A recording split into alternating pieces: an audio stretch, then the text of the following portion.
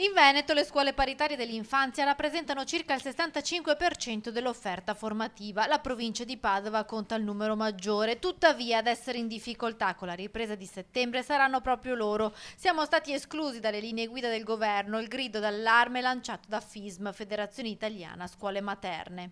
Oggi però un 10% di scuole le vediamo con grandissime difficoltà a riaprire, quindi i numeri ci fanno un po' paura. Tenete presente che FISM Padova è la FISM più numerosa del Veneto, avendo circa 17.500 bambini.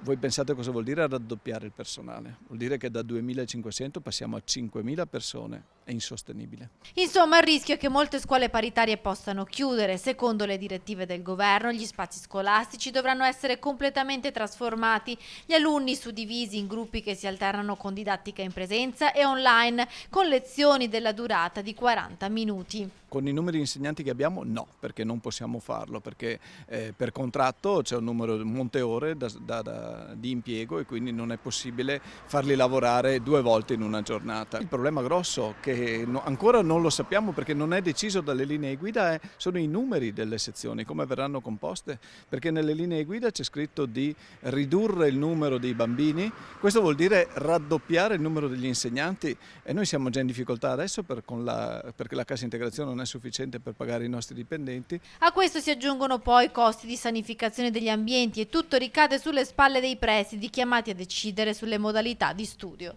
Se da una parte lo Stato ha dato responsabilità ai dirigenti scolastici, da noi la cosa diventa molto più difficile perché tutte le modifiche, tutte le integrazioni che vogliono, noi le dovremmo sopportare di tasca nostra e l'aspetto finanziario ci preoccupa non poco per le modifiche che ci vengono richieste.